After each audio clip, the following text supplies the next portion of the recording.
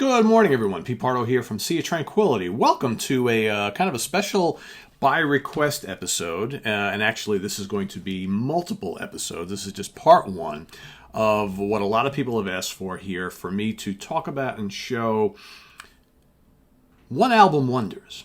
Okay, so these are those bands that formed, that maybe made a big impact. Maybe they were kind of a super group, or maybe they just released a notable album, right? And then disappeared, never to be heard from again.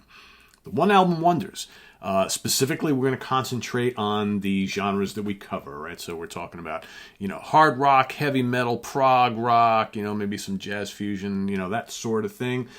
So if you're, looking for one-hit wonders for like pop and new wave and punk and all that kind of stuff, we're not going to cover that here. So we're basically going to do, bands from the genres that we specialize here on the channel. So I think what I'm going to do is I'm going to talk about 10 per episode. I have quite a big stack, and there's some that I haven't even found in my collection yet. So this might be something that might be ongoing for a while. So you're going to get multiple episodes here, right? So today we're going to start off with 10 that I just randomly picked out of this mountain of CDs I have over here that I've pulled out of my collection. So we're going to start here. The first one, we're going to start 1969. An album by a band called Touch, self-titled. Now, you look at this album, pretty cool album cover, right? Pretty neat. Some people say that this might possibly be the first ever true progressive rock album, because this predates King Crimson by a couple months, right? It's, also, you got the Moody Blues, and, of course, the Beatles did some proggy things, and you got some, the Mothers of Invention, Frank Zappa and company, right? But is this the first true prog album? It's their one and only release. A lot of really cool, complex passages and lots of multi-track vocals and things like that. Layers of keyboards and guitars and all sorts of stuff. It's a really kind of weird, psychedelic pop rock album that kind of ticks off a lot of the buttons. Pretty interesting stuff, pretty challenging music, and they released this, and then bloop, never to be heard from again, right?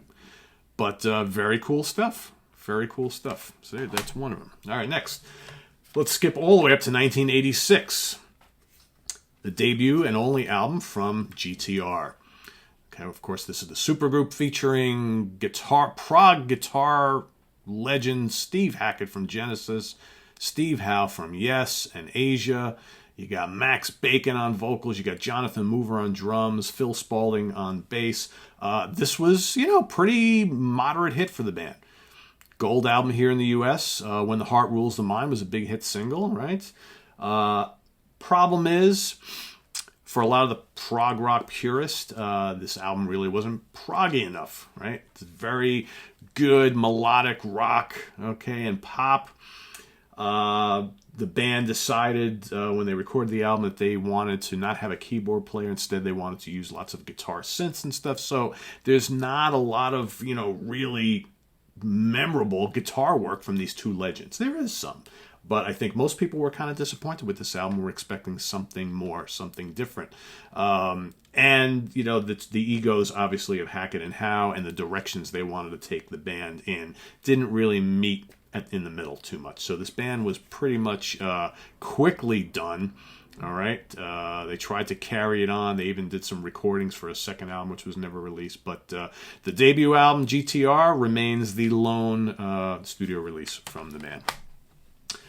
Let's see. Another kind of meeting of two pretty impressive, and important guys. We got Hughes Thrall, self-titled from 1982. So here you got Deep Purple and Trapeze vocalist bass player Glenn Hughes, along with former Pat Travers band guitarist Pat Thrall, getting together.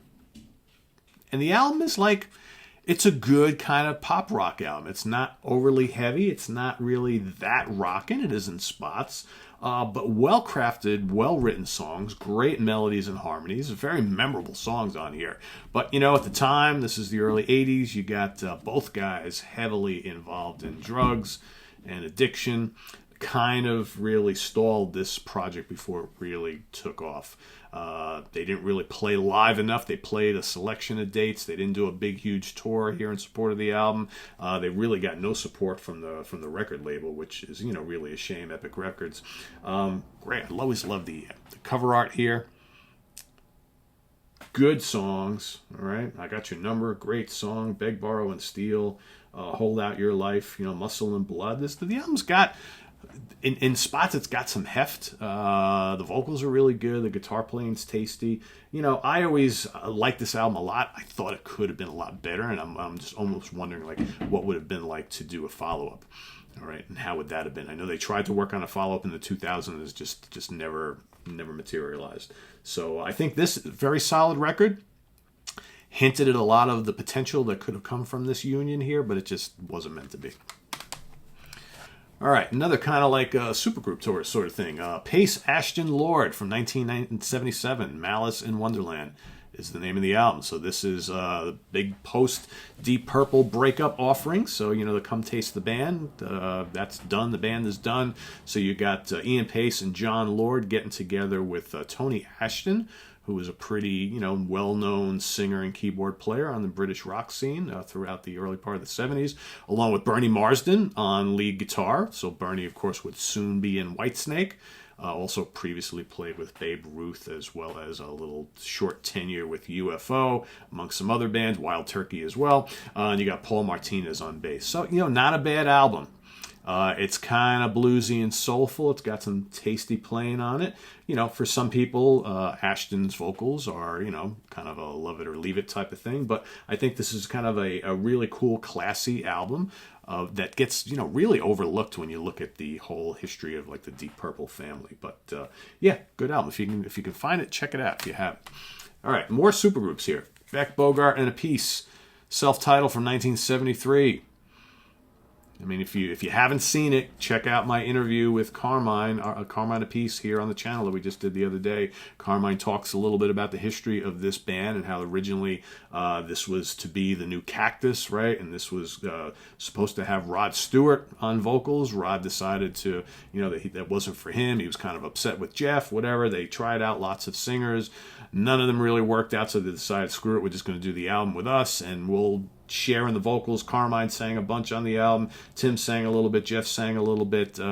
Overall, a really good, heavy blues rock album that probably is only really brought down by the fact that the lead vocals, for the most part, are not very good.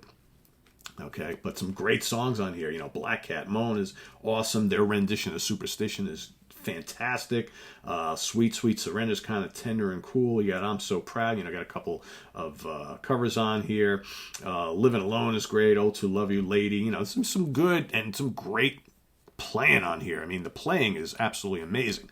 The guitars, the bass and drums, you know, Bogert, what a great bass player. I just think that it's brought down by lack of a strong lead vocal element, right? But definitely good stuff. That was it, though. They put out that live album, you know, with the Japan live album, and that was the end of that. Let's go to 1971. Tear Gas, self-titled. All right, another really cool one. So this has got Zal Clemenson. I always get Clem and Zal confused, right? And they're not related, no. But Zal Clemenson from the Alex Harvey Band, the sensational Alex Harvey Band, on guitars. Zal would also wind up in Nazareth later in the decade. Chris Glenn on bass. Chris Glenn worked with all sorts of people, right? Eddie McKenna on drums. Davey Batchelor on vocals and guitar. Good, hard-driving, bluesy rock. A little bit of prog influence, but good riffy stuff. If you like Zal's work with sensational Alex Harvey Band, I definitely recommend you check this out. Pretty heavy, actually. Some good songs on here, you know, and it's, one of those albums got, you know, a mix of longer tracks with some shorter stuff. It's bluesy, it's somewhat psychedelic and prog, but it rocks pretty hard. Definitely cool, and there's the guys in the band right there. But one and done. That's it. That's all you got. Another one. Sort of another supergroup here. So we got Rough Diamond, self-titled from 1977. A lot of familiar faces here. All right. You got Mr. Dave Byron, fresh out of Uriah Heep. You got Clem Clemson on lead guitar, fresh out of Humble Pie. Okay, you got a guy named Jeff Britton. Okay, where is he? He's right here. formerly the drummer for Paul McCartney and Wings. All right, you got a guy named Damon Butcher on keys and Willie Bath on bass. Decent bluesy hard rock. It's got some psych and some prog leanings. I think you can hear little bits and pieces of, Uriah Heep. I think they were trying to go for a similar sound, but there's definitely some more pop stuff going on here. As always, Clem, killer guitar work. I think David sounds great on here. It's, this is, again, another one of those albums that they get together, put out this debut. It's kind of a super group. The debut album is pretty good. Curious to hear them gel and continue on with another album, and that never materialized. I think a lot of these bands we're talking about here had pretty decent debuts, but not quite, what you wanted to hear, and you were hoping that they would kind of stay together and, expand on that for a second album, and it just never happened on any of these. Same year, 1977. How about Battle Axe by Billion Dollar Baby? So this is, the bulk of the Alice Cooper group. So, they're waiting around to do another Alice Cooper album, and basically Alice is like, well, I'm going to go off and do a solo thing, and I don't think I need you guys anymore. So you got Neil Smith, Dennis Dunaway, Michael Bruce, along with Bob Dolan and Mike Marconi putting out this album. That is, it's not bad. You got Michael Bruce handling the vocals on here and all the guitars, or most of the guitars, I should say. And it's a pretty solid Alice Cooper style hard rock album. It's missing Alice's kind of like really interesting, different, unique vocal styles. But otherwise not bad. And, the intent was to go out and do this big tour, this big production, and it kind of fizzled and bombed, and the band was never to be heard from again. All right, what else we got here? How about a little Blackthorne, Afterlife from 1993. So Blackthorne was this band put together, another supergroup. So we got Graham Bonnet on vocals. All right, Graham, of course, with Rainbow and the Michael Schenker group, and played with Kristen Pelletieri. You got Bob Kulick, brother of Bruce. Bob has played with everybody. Guitarist extraordinaire, just recently passed away. You got Chuck Wright on bass. Chuck Wright also has played with everybody. Frankie Benali on drums, of course, from Quiet Riot. And Jimmy Waldo on keyboards. Of course, Jimmy from Alcatraz, along with Graham Bonnet. So this is a pretty barnstorming, heavy album. I would say this is bordering on metal. It's like, this is a really, really heavy album. You got Graham like screaming up a storm on this album, sounding more aggressive, I think, than on any other album I've ever heard him on. It's pretty damn heavy. 10 songs on here, and just molten guitar riffs from Kulick. I mean, if you always heard the name Bob Kulick, and like I said, he's appeared on a million things. Great studio guy. But if you really want to hear him on an entire album with molten riffing and just screaming wild solos, this Blackthorne album is the one to get. So it's called Afterlife. Really, really cool. And my last for this episode 1 of this series is going to be 1984's self-titled release from Orion the Hunter. So You Ran was the big hit on here. So this, of course, is the band put together by former Boston guitarist Barry Goodrow. He's got Fran Cosmo on vocals, Bruce Smith on bass, Michael DeRosier on drums. You've got also Brad Delp from Boston on backing vocals, co-wrote a couple tracks. So You Ran was a fairly big hit. It wasn't a massive hit, but it was a good hit around that time. Actually, the success of this album, because this album did fairly well. The band opened up for Aerosmith on their big reunion tour that year. The success of this and all the attention it kind of got once Brad Delp and Tom Schultz had kind of like a little falling out, Tom was like calling up Frank Cosmo and saying, hey, I heard you play on that Orion the Hunter album. Would you like to come join Boston? That's how that all worked out, right? So, really good album, really solid. It's a little more kind of poppy and very, very sparkly, clean, bright and shiny than like the Boston stuff. It's not as heavy as the Boston albums, but it's still really, really good. I love the production on it. It's just, like I said, just a really big sounding, soaring hooks type of thing. Very 1984. but I dug this when it came out. Still like listening to this today. So there you have it. 10 one-album wonders from Touch, GTR, Hughes, Thrall, Paice, Ashton, Lord, Beck, Bogert, Appice, Tear Gas, Ruff, Diamond, Billion Dollar Babies, Blackthorne, and Orion the Hunter. So there's lots more coming. Like I said, I got a huge stack, so don't you worry, guys. You know, Coverdale Page and Steeplechase and California Breed and Dr. Butcher and all that stuff. We're all going to talk about all of those.